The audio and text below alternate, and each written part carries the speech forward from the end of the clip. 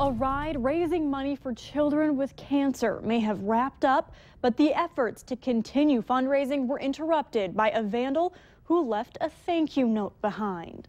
Thank you for joining us tonight. I'm Krista Boehm. A $1,500 reward is being offered in connection with vandalism and theft reported in Macleod. The annual Cowboy Up Ride Against Cancer was supposed to host a fundraising breakfast and Bethany Lutheran church services that were canceled after vandals broke in, found paint and splattered it around the church, stole the sound system and wireless mics. The vandals also broke into the schoolhouse, causing damage to the inside and outside of the building. They even made pancakes from the fundraising supplies and left a note saying, "Thanks for the pancakes," and left $13 with it. People still came out and donated money, which goes to the Macleod Museum. Others have offered help to restore a painting that was damaged. And if you have any information, contact the Ransom County Sheriff's Office. A 25-year-old Crookston man died after being hit head-on by a pickup in Mahnomen County this morning. It happened on Highway 113 just before 9:30 a.m. Officers say Nathan Bowe was heading south on 200th Avenue, approaching the highway. He did not stop at the stop sign and was hit head-on by a pickup. Bowe was killed in the crash. The two people in the pickup were transported to the hospital for non-life-threatening injuries. Police are now looking for a man after he exposed himself at a Grand Forks Starbucks. Officers say a man was in the store off of South Washington when he exposed himself to another customer and left. Officers described the man as having a medium complexion, around 40 years old, and heavy-set. He may have been accompanied by a woman of a similar complexion and age. Officers are in contact with the store to see if security camera footage is available. They plan to review the footage if it is. And you can follow updates on this story and many others on our Facebook page. Just search Valley News Live, like our page, and you'll stay informed throughout the entire day. A wet way to end the pool season. Rain kept many swimmers out of Fargo's outdoor pools last day of the season. Island Park and Davies pools closed for the summer. Park officials say that this year was one of the best. More than 85,000 people came out in the 10 weeks the pools were open. It's great that people take advantage of the use of our pools. I mean, that's why we have 5 of them. People of Fargo want to have them, enjoy them, and glad we're able to offer that opportunity for them. Island Park pool will be turned over to the YMCA for a few weeks since the fitness center's pool is under renovation. Park officials say several open swims will be available to the public at a small cost. We've attached the schedule to other pools in the area to our website. Just go to valleynewslive.com and click on this story. And dozens of people braved the weather and came out to show their pride in a parade. Four-legged friends, along with organizations and many people from the community, took part in the FM Pride event. Some watching from the sidewalks say the Supreme Court's decision to allow same-sex marriage has helped the LGBT community have a bigger voice.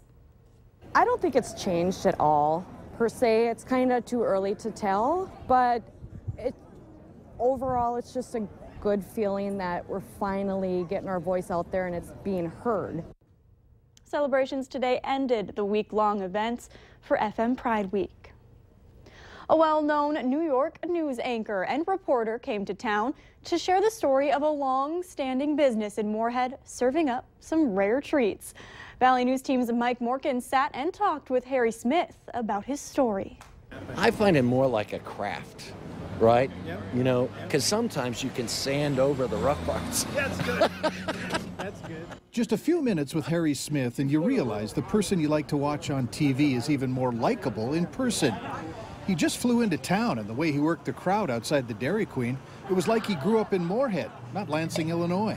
And there you have your raspberry syrup. Well, yeah, that is a thing of beauty.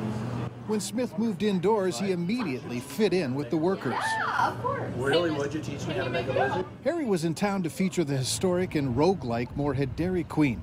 Because it's been around so long, it doesn't have to follow all of the Dairy Queen franchise rules, meaning it serves all of the newer treats, the small peanut butter crunch, but also a mix of throwback items, a story that appealed to Smith. You ought to call this guy in Moorhead, Minnesota.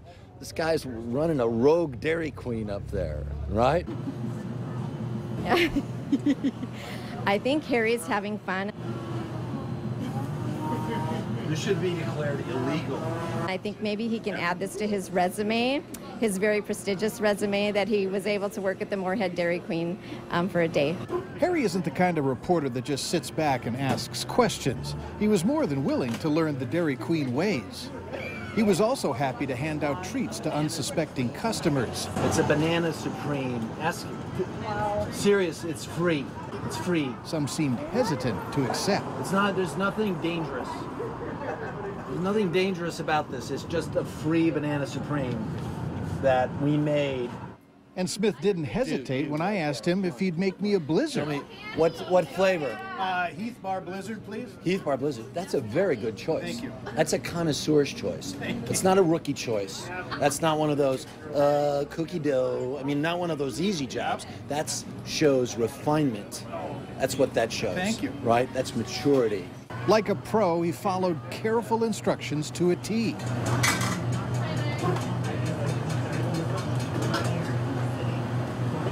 And before I knew it, I was enjoying the best Dairy Queen treat I'd ever had. Yeah. Okay. So you thought you were going to trick the big TV guy from New York. And look at that, sir. Yeah, hello. Nicely done. Nicely done. How is it? You pass. You pass. This place is the place that passes. Right? Harry's story ran on NBC last night, and you can check it out on our website. Just go to valleynewslive.com.